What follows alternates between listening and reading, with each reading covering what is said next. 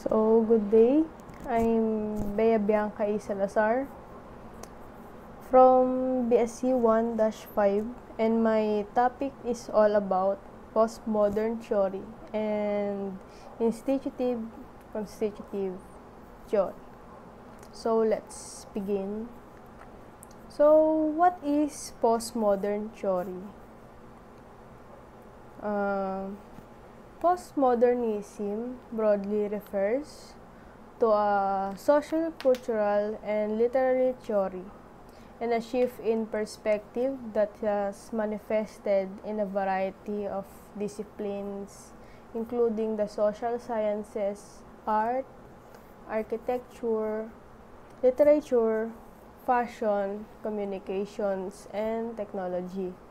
It is generally agreed that the postmodern shift in perception began sometime back in 1950s and probably still continuing.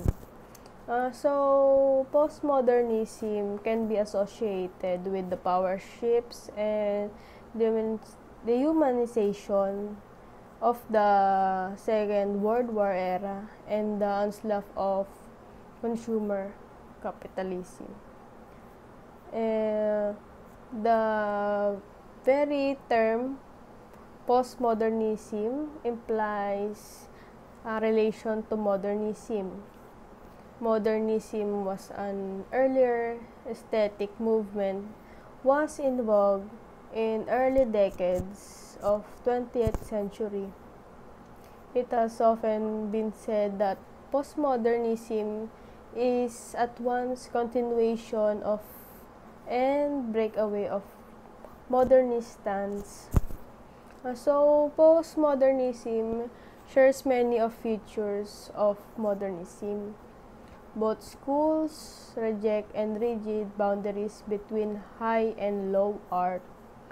Postmodernism even goes a step further and deliberately mixes low art and high art, the past with the futures, or one genre with another.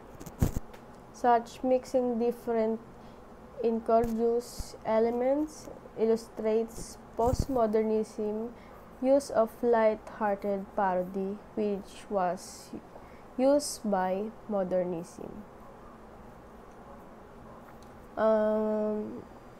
Modernist and postmodernist works are also fragmented and do not easily dialect convey and solid meaning. That is, these works are consciously ambiguous and give away multiple interpretations.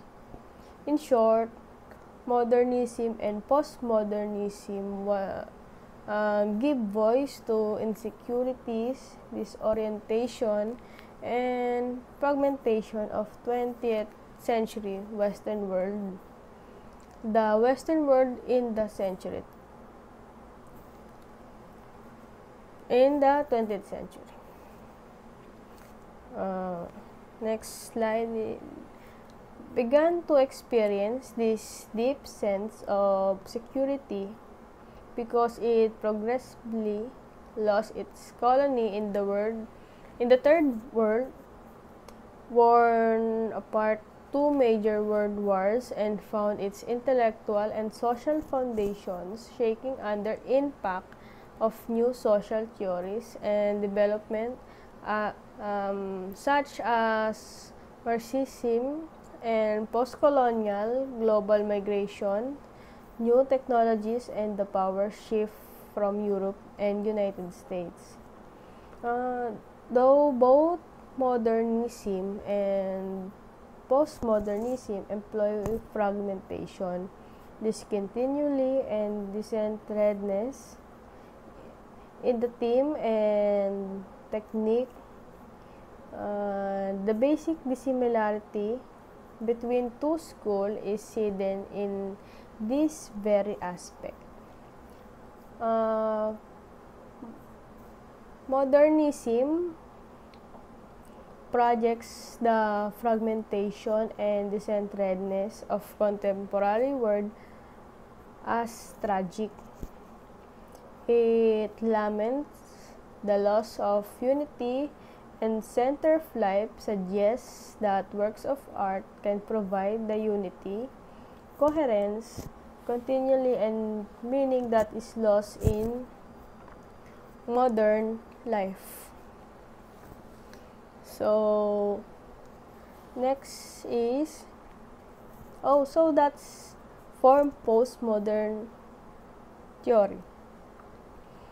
So let's move on institutive-constitutive theory.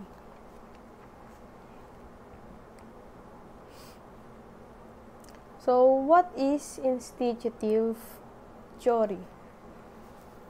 Institutive theory, according or based on Merriam-Webster, institutive defined as tending to institute means concerned with or leading to institution of something.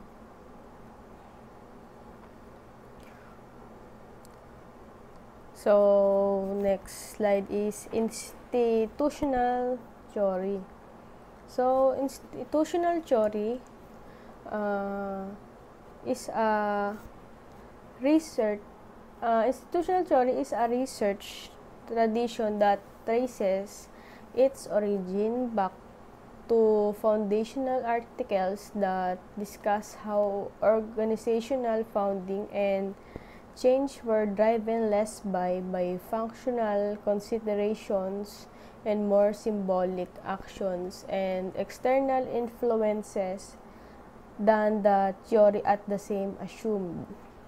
So these articles drew on concepts of bounded rationality that are central to behavioral theories and sketched a broad range of potential research questions, but much subsequent research drew away from a firm focus and the behavioral theories of organization by emphasizing environmental influences such as the diffusion of new institutionalized practices among firms.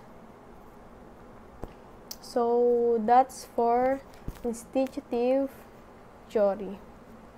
So let's move on constitutive theory. So what is constitutive theory? Constitutive theory, the constitutive theory is a theory that states the existence of states begins with formal or implied recognition by at least one other state. Therefore, recognition of an entity as a state is an automatic process. So, according to this theory of recognition, only a positive act of recognition can create the new international legal personality. The new state become a subject of international law. It is important to understand that this does not mean that a state is not existent as long as it is not recognized, but international law does not take notice of it before its recognition. So that's all, and that's the end of constitutive theory. So that's the end of postmodern and institutive-constitutive theory. The last slide As you can see or read, never bullied into silence, never allow yourself to made a victim. Accept no one's definition of your life. Define yourself. So that's all. Thank you for listening, and thank you for watching. That's for today's video. Thank you.